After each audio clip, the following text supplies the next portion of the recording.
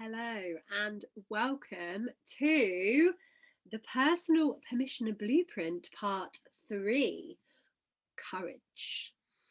Now, for those of you who don't know me, my name is Kendall Platt and I am the Mindful Gardening Coach. I help women who struggle to switch off, stop doing all the things they feel they should be doing, and instead take a moment to slow down through gardening. Now, you're probably thinking, oh, so why are we talking about this? Well, the problem that I find many of my clients have is not so much the gardening, although, obviously I teach that as well. It's actually finding the time and giving themselves permission to take that time for themselves. So, as part of that, we are focusing on giving ourselves permission, and this training forms part of that series. So if you are part of Mind in Bloom, you will know that the point of the program is to take you from a place of struggling to take time for yourself in your garden. We're going to be working together for a full year to the point when you graduate effectively, when you are regularly taking time for yourself, even when life gets tough. So that's kind of the journey that I'm aiming to take you on here. And today's training is going to really help you with keeping up the courage to take that time for yourself, even when life is busy and people are demanding your attention. So I am going to be here to hold you accountable through this whole year, and to make sure that you get that time and headspace that you so crave for yourself.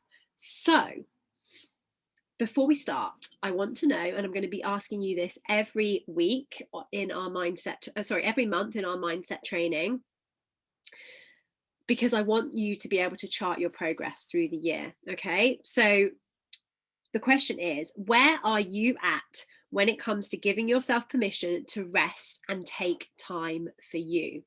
So I've got 4 options for you. Option A, I regularly give myself time for me, even when life gets tough. So that's kind of like the gold standard. That's what we're all aiming for, right? B is I regularly give myself time for me, but struggle to do that when life gets tough. C is I sometimes manage to take time for me, but I do struggle to find the time. And D is I hardly ever take time for me, even though I know I need to. Okay, so pop in the comments where in the chat where you are currently at of those 4. And let me know, because I would say I'm probably on B, between B and A. I'm not going to sit here and say I'm perfect, and even when I'm feeling shitty I get out and I take that time for myself. That's not true. When certainly over this last year, like, life has been full on and it's been really hard to continue to take that time for me. I am lucky. Do I say lucky? I've worked hard at it. But my husband also likes time for himself. He was an only child growing up, so he very much enjoys his own company, as do I. So over this last year, on a weekend, for example, there have been times where I've looked after our little girl while he's had some time for him, and then obviously he will look after her while I have some time for him. So as a couple, we've really made that a priority for us, and I know that's not always doable depending on your personal circumstances, but this year is really going to help you work towards getting towards that gold standard, to manage it even when life gets tough. But like I said, there are still times where it doesn't happen for me. I'm not gonna say that I do everything right all the time, because I just think that's bollocks, isn't it, really? Let's be honest. Anywho, so let's see where you're at. Okay, so mainly C's and D's. Okay, and that's fine, because we're still quite early on in our journey. We're only in March, so we've got a whole more 9 months to come. So hopefully towards the end of the year, you're going to be getting up into those B's and even up into A, and that will be wonderful, because I want you to feel comfortable in your abilities to continue to take that time for yourself by the time we finish working together, because once we finish working together, I won't be here kicking your ass and asking you every week what your intentions are to take time for yourself, and asking you on these trainings to pay attention to how much time you're taking for yourself. So I really want your habits and processes to be in place. So once you're no longer in the program, you still feel comfortable to continue to take that time for you. So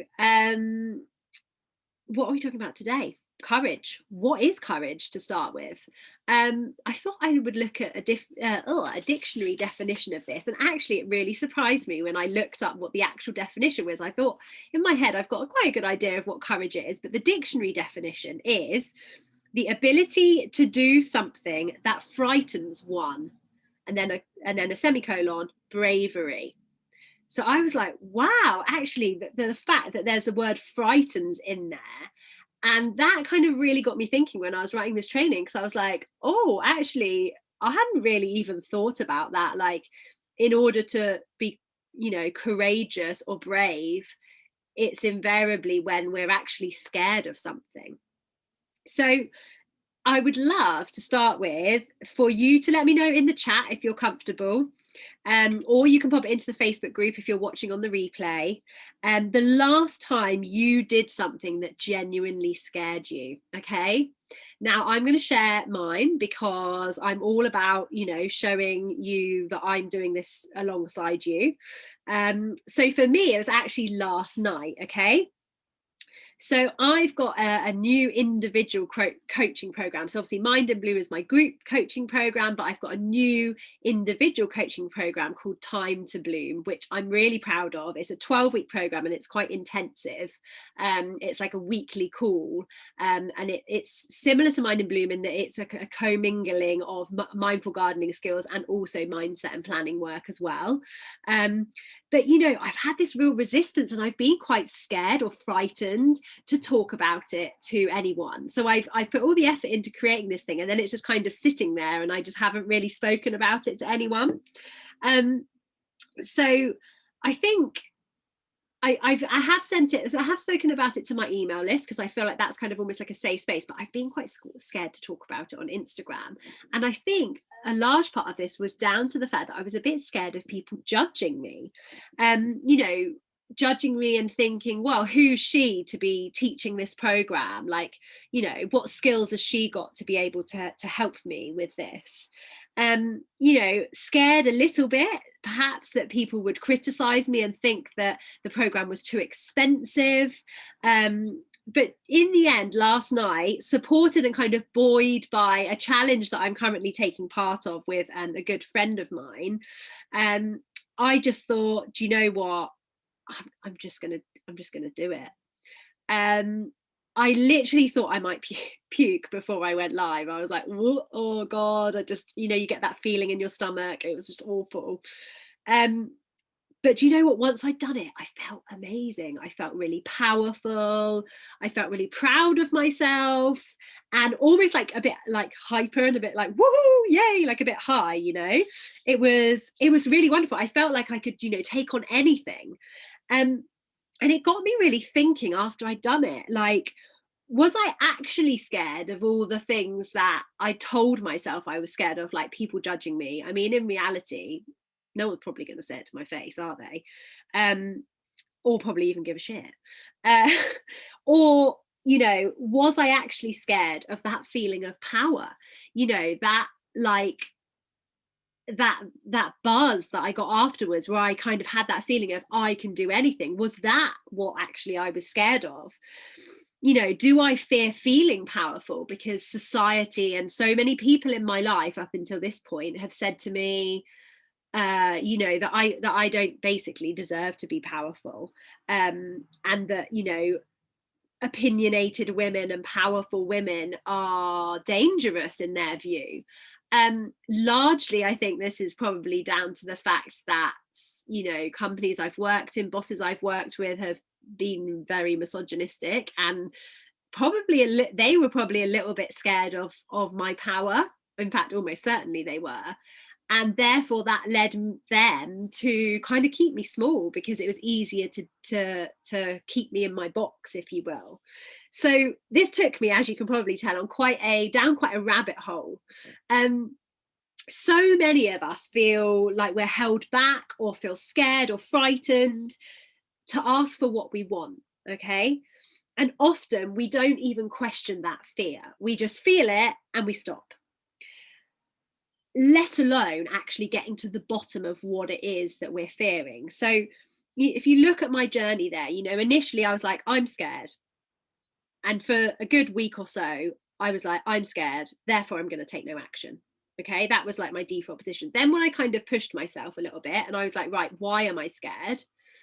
I was like, well, I think it's because I'm scared of people judging me, blah, blah, blah, told myself these stories. Then when I really looked into it, after I'd done it, interestingly, I was like, oh, actually, I think it's something else that's making me scared here. But ultimately, how are we going to be moving forwards and break out of this cycle of being scared and therefore taking no action towards what we desire, rather than being courageous? If we don't delve deeper, if we don't dig into that, and we don't sit with our feelings and listen to our feelings and journal on our feelings. So I would love for you to grab a piece of paper or your journal and a pen and try this little exercise, okay? So I want you to use the following journal prompts to discover what it is that you're scared of, and discover why you're scared of it. If you're watching on the replay, you can pause this, and scribble them down. So, and obviously you can do this for more than one thing. There might be more than one thing that you're scared of. So to help you kind of really get to the bottom of it. So the first thing is, I am scared of ... So write what it is. I am scared of what it could be. It could be,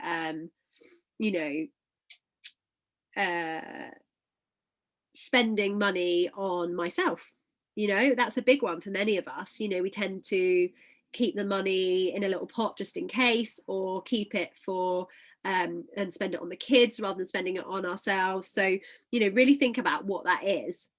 And initially you might be thinking, oh, well, I don't think I really am scared of that, it's just sensible to do it. But actually delve into that, because there's a whole reason why you're hanging on to that. Whether it's that kind of feeling of lack around money, like if I spend it on me, then there's not going to be money available to buy little Johnny trainers next year or next week when he grows out of them, inevitably, as they do. So really look into that.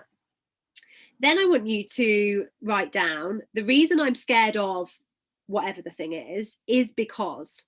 And then I just want you to kind of really delve into that and try and at this point you're probably going to get quite surface level stuff. So like I was, I'm scared of people saying this about me, or judging me, etc. Then I want you to go even further, and I want you to say, and that is because ... And this is where you're going to start kind of peeling those layers back and really delving into actually what it is at the base of this, as to why you are feeling fearful of asking for what it is that you want, or taking the action. Okay, and you just keep going until you think you've genuinely got to the bottom of this. Now, this may unpick a lot of stuff for you. It might make you quite upset as you realize these things about yourself. It might make you feel frustrated as you realize these things about society. So for me, last night I was like, oh my god, I'm so fucking angry about this whole thing. Like, how have I been brainwashed into this whole like being scared of being powerful? Like, I was just getting so cross about the whole thing. So strong emotions can come up here. And that's very often why many of us don't really delve into this stuff, because we're scared to unpick all the stuff that's going on in our heads, and it's easier to keep ourselves busy and not listen to these things. But if we truly want to be calm and we truly want to be happy, we have to listen to all of our feelings, not just the good ones, the shitty ones as well. And we need to try and work through them.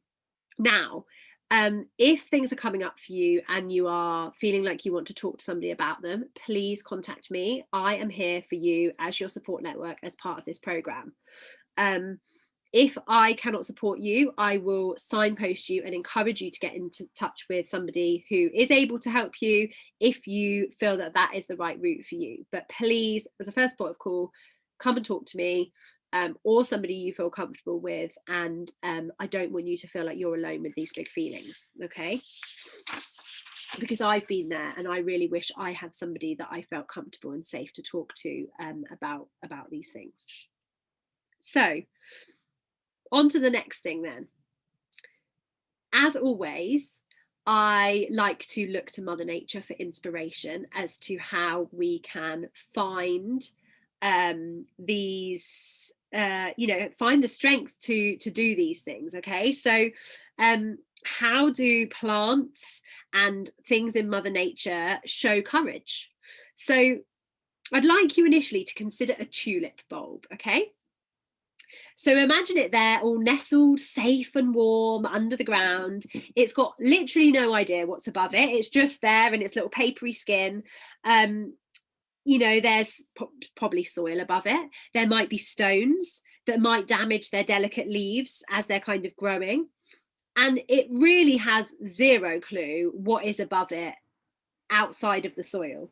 So, what's waiting for them once it kind of bursts through that crust. Usually into absolutely freezing conditions by the time tulips are coming up. My tulips have been coming up for the last few weeks out of the ground now, even when it was super cold and snowing. So the times they're bursting out, it can be pretty inhospitable conditions above the ground there. But they don't let that hold them back. They don't think, oh, I'm just going to sit here because I'm a bit scared and I'm not going to do it. They still push forward, they expand their leaves, and they quite honestly blindly make their way through the soil.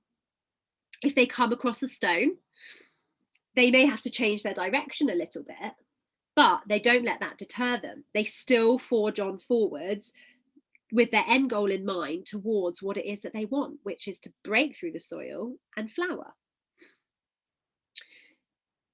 We may well also come across things like, come across these stones in pursuit of our happiness and feeling calmer. Sometimes in the form of pushback from a loved one when you want to take some time for yourself. Sometimes in the form of criticism from a good friend or your mum, perhaps, who doesn't understand why you need that time for yourself. They didn't have it for them, so why should you take it? You should just get on with it. And whilst it would be easy and really easy for you to falter under that criticism and stop your journey through the soil and let that stone block you from what it is that you truly want to achieve and desire, how about you alter your course ever so slightly? Hold that boundary and reset to continue on that path to happiness and calm that you desire and you deserve. Okay, so how can we use this analogy and what happens in nature to inspire courage in ourselves going forwards? The biggest, I'm just going to have a sip of tea actually, I hope you don't mind. The biggest reason that the tulip bulb is able to show courage and just do those things that it wants to do is that it doesn't talk itself out of it. Whereas with us, often when we're frightened of doing something, our brains are actually telling us that it's unsafe for us to do the things that we want to do, i.e. take more time for ourselves. Now, without kind of getting too sciencey and technical about this, these behaviors that keep us in that kind of safe little nestled, imagine us nestled under the soil, they are what are called learned behaviors, i.e. they're things that we have been taught by the things that we've experienced in our lives. And that means because we've learned them, we can unlearn them. But we have to do this slowly and quite often with support around us, because like I said, those big feelings are probably going to be coming up and you may want somebody to talk about them with. Like I said, I know I certainly did. And for me personally, I didn't really have anybody that wouldn't just look really scared when I tried to talk to them about my feelings. So I personally went to a therapist, but obviously I had to pay for that. But I know that within the Mind and Bloom community, we've got a great support network there. I'm always available to listen. Like I said, if it's things that I can't help you with, I can signpost you to somebody who is more appropriate. But if it is just a case of having a chat with somebody that's gonna be empathetic and listen to what you've got to say, and that's all you want, then please, please, please do get in touch with me. So next little exercise then, I would love for you to write down 5 small things that scare you. And when I say, the reason I say small is because, we need to start small. We don't want to, like with the gardening analogy, it can feel overwhelming if we go for something that's really big. Like say you've got a fear of, I don't know, snakes, for example. My brother's really scared of snakes. I probably wouldn't suggest starting there. I would suggest starting with something a bit smaller that, perhaps you're a bit scared to stand up to your boss or, a loved one, and actually hold that boundary with them, because until now you've been really unboundaried. We are going to do more work on boundaries later in the program.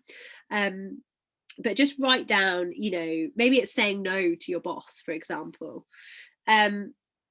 So it might be having a conversation with your neighbour, for example, about cutting some very tall trees that, put your veggie patch that you're desperate to grow some tomatoes into shade for most of the day. You need to do it, because otherwise you're not going to be able to grow your tomatoes, but you're a bit scared because it feels a bit confrontational. So it's things like that you kind of know you need to do, but you've just been putting off because you're a bit scared. It might be just committing to taking that 5 minutes for yourself every day in the garden for the next week. That might feel really scary to you.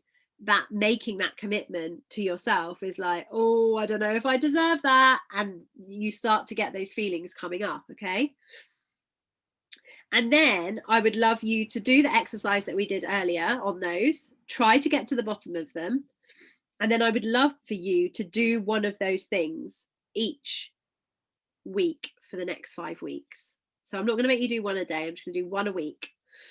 And post what it is on your Time for You intentions, on the Time for You intentions on a Monday in the group.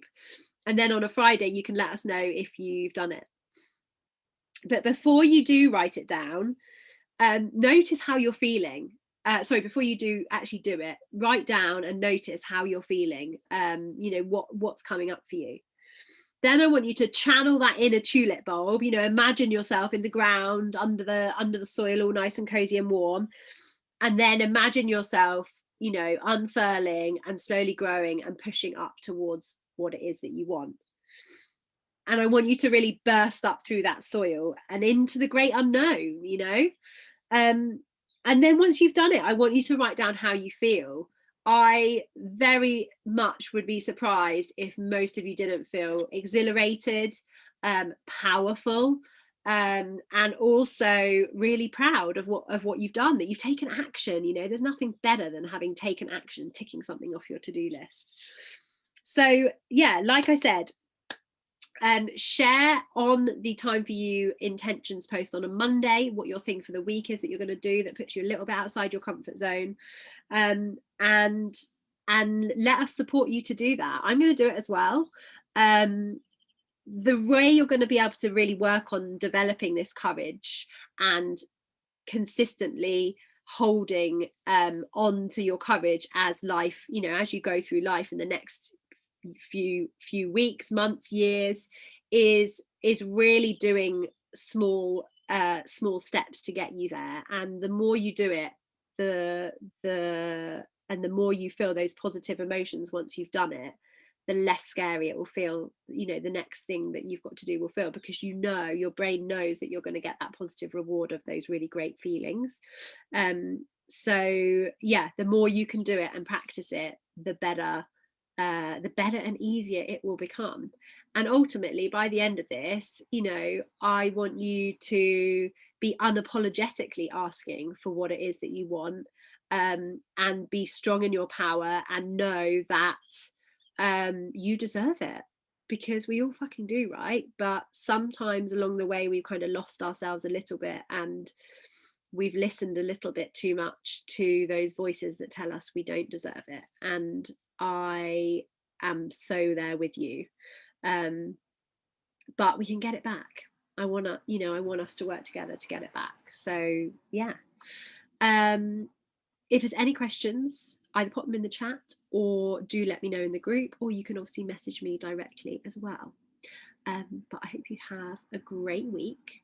I will see you soon next week. Have a good one. Bye.